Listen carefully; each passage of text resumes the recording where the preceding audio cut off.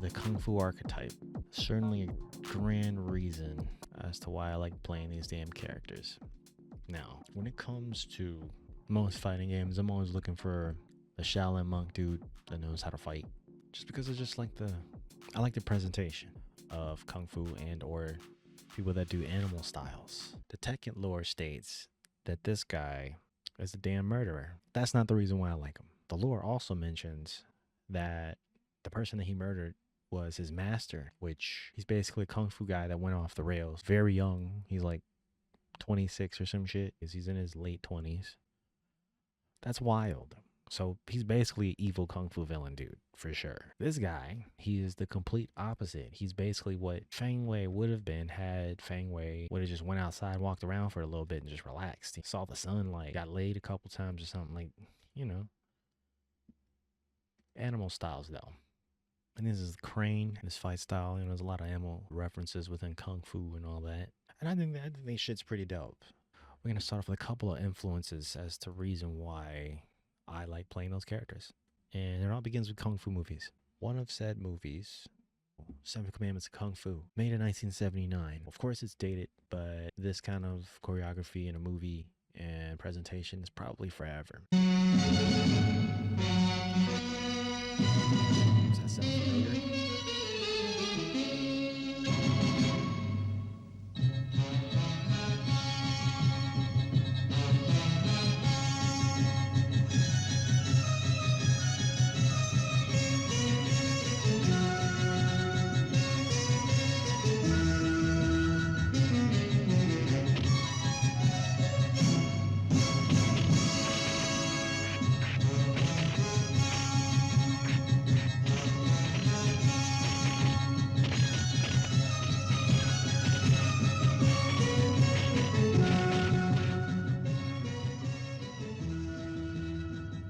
No, they're pretty badass.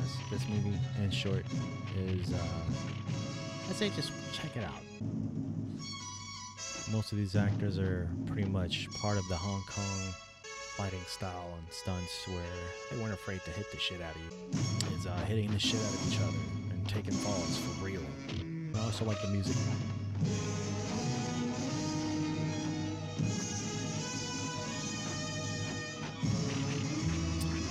Certain level of artistry that comes along with it as well. There's bits and pieces of it that are good for self-defense. Not all of it, especially in today's mixed martial arts. You know, but it's definitely a level of athleticism that supports it that I find incredibly fascinating.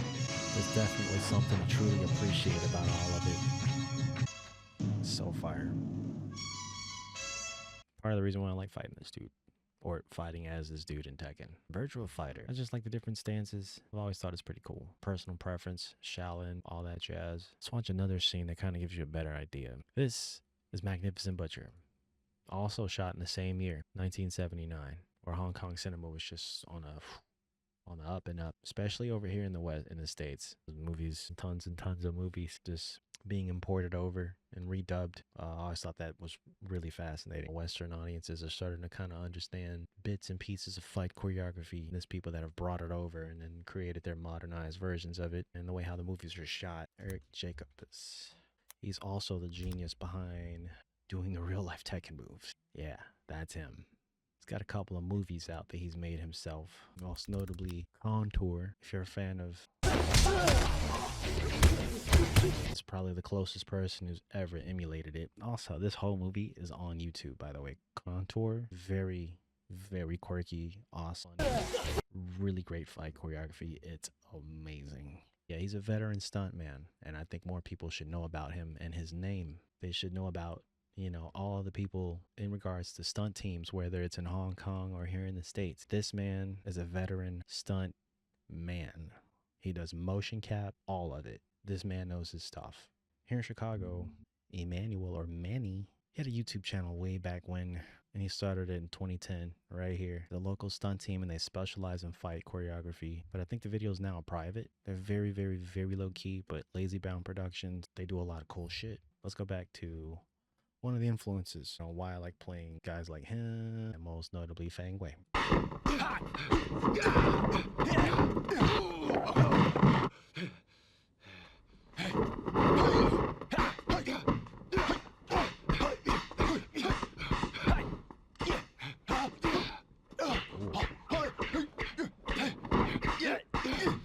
fucking gimmicks, man. It's a knife.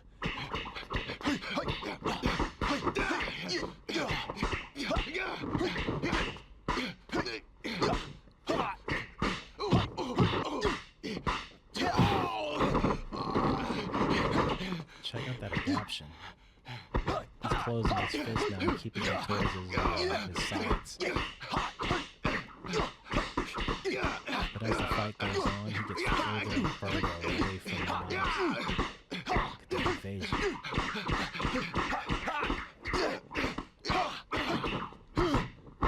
Ha! Too bad it's only good for close combat. This guy was on Jackie Chan's stunt team. Has tons and tons of kicks. He's well known. He's been in a bunch of Jackie's movies. Most notably, Wheels on Meals. Is this guy, Yu Yin. This dude can rumble. Oh yeah. Twice more.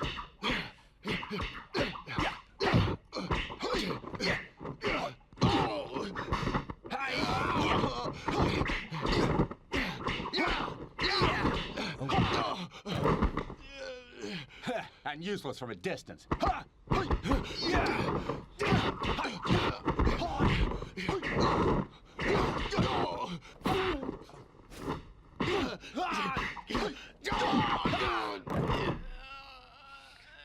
Nuts. Did you peep that jacket choreography though, bro? So we gonna watch that one more time. And useless from a distance. Confusion,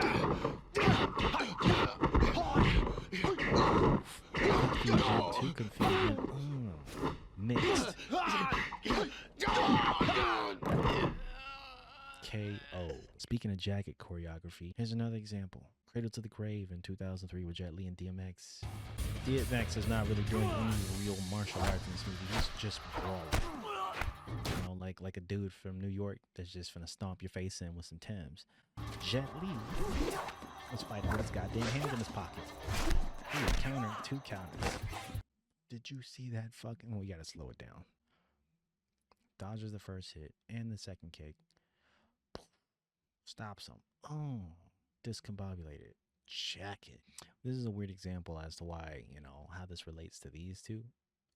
But presentation to me is everything. And I thought this was well presented, especially for DMX. You know, when you're doing stunts, everything is filmed a certain way, so it doesn't look like you're actually taking a real punch to the face. Nowadays, with modern technology, when people are filming these movies, you can do more than one pass, doing the same bit of choreography to make it real and seem like you're getting really hit in the face.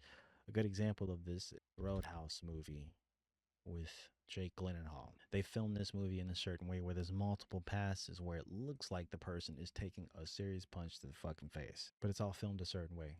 When we talk about acrobats in Hong Kong cinema, I'm not sure if DMX can actually do backflips and anything like that. Look at this part. The dogs show up.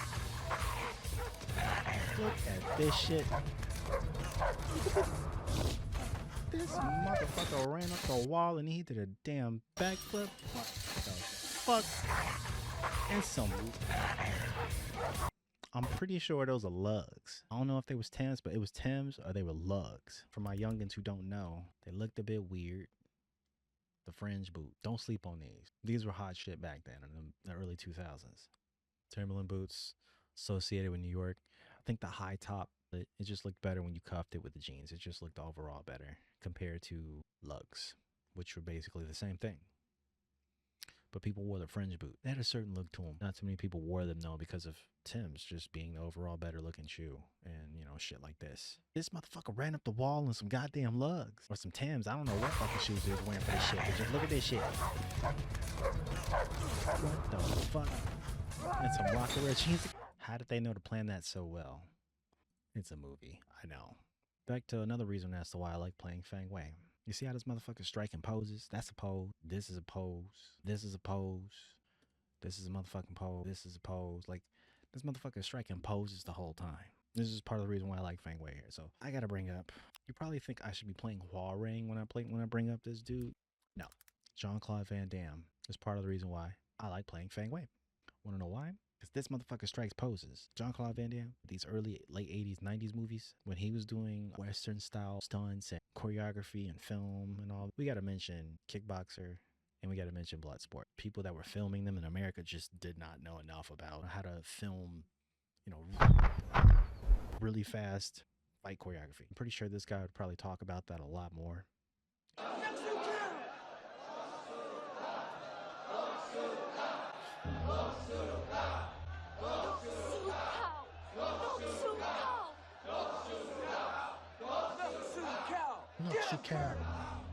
He finna start striking poses, man. You ain't ready?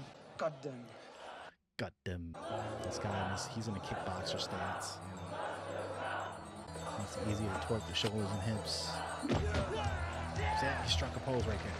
A little bit different because he chambered the kick. Strike a pose. You see that? He struck a fucking pose. You see that shit? He struck a pose. Why in the hell are you doing that? Who knows? Perhaps it's to intimidate the opponent. Strikes a pose right there. See that? These slow-mo cams make it a lot more dramatic.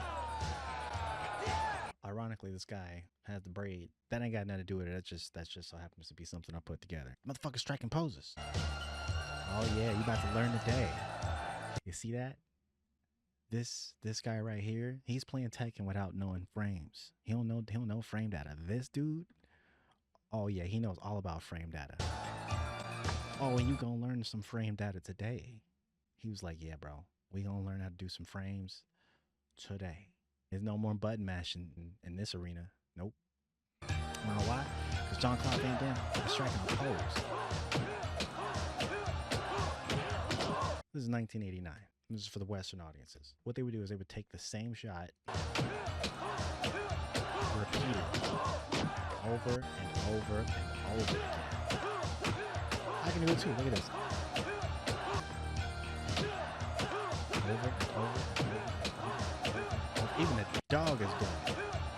Nobody would do this in a real fight. That's my point. But if you know some goddamn kung fu like this, motherfucker, oh, you gonna be striking poses. As somebody that's a fan of these movies, you know it's happening. Because it's not a continuous shot.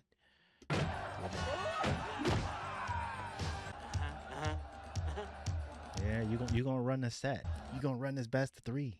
You gonna run it. Come on, get up! Part of the reason why I like playing this dude is because it seems like every move he does, he's striking a damn pose. Same for this dude.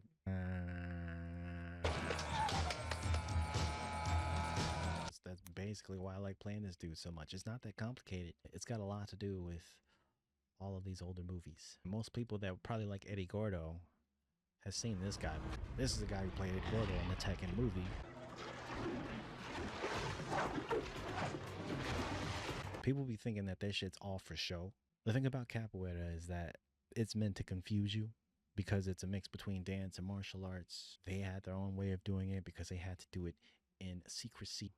The song and dance wasn't really allowed, so they had to find some sort of way to play it off, like they weren't actually practicing.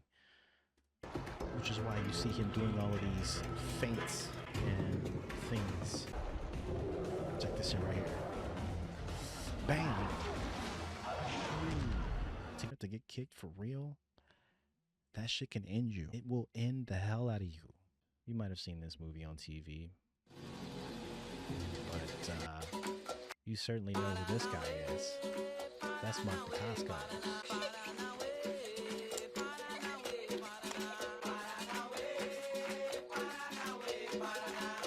The object of this is to kind of outperform the other dude. It's an exchange. It's not really a fight. It's more of like an exchange. An exchange of trying to see where you're at, as far as the fight style itself. A great way to kind of show, be flashy. Take a note at the beginning. Do they shake hands? This is a big part of it. They show their respect to the musicians because they set the tempo. They congratulate each other. They show who's the most flashiest in the cipher. Look at this.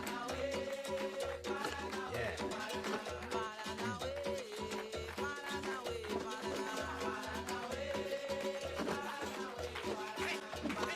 Of course, it's dangerous, but you have to learn how to move out of the way. It's part of learning it. See that call out? Your turn. Check it out. Check out the pose.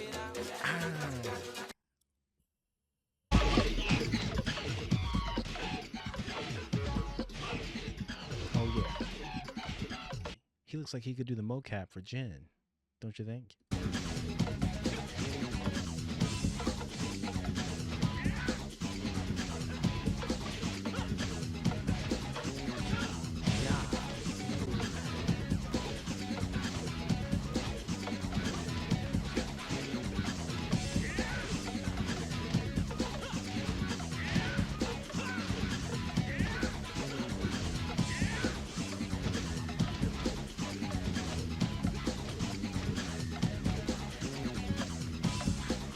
like how he's rocking the Taibo kickback. If you guys know anything about who Taibo is, people really need to learn about who Billy Blanks is.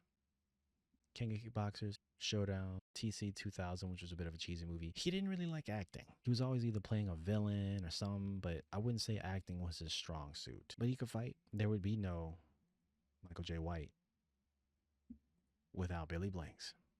I think people need to understand that. Of course, I mean, you know, he's gone off and he's done his own stuff too. These guys sparred quite a bit. Michael J. White in an interview mentioned that Billy Blanks moved so damn fast, the classic sweep and then the knockdown while you were going down. Billy Blanks was a bad motherfucker, bro.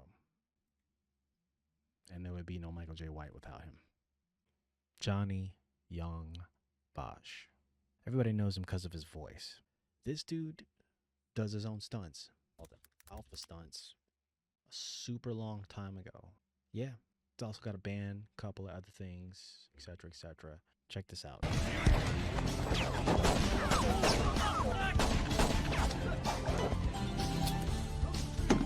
This is that guy I was just talking about. He's got his own thing, you know.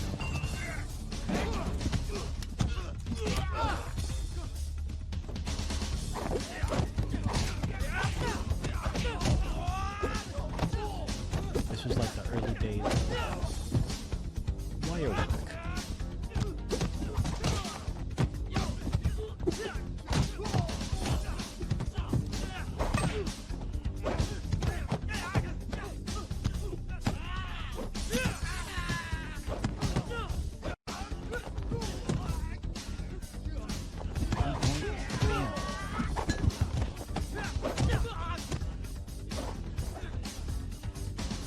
Guys having fun? Struck a pose. That is my shit. No, he's putting people's ass in this movie. Yeah, with a smile.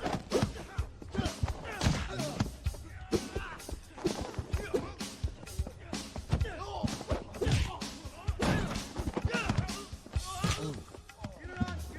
Stunts. No joke.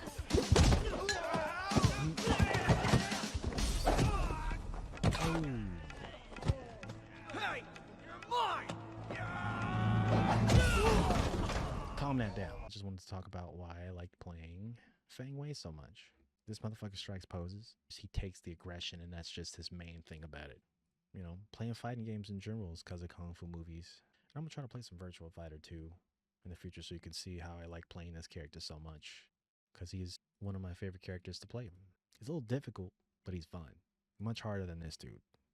And yeah, that's pretty much why I like playing Feng so much.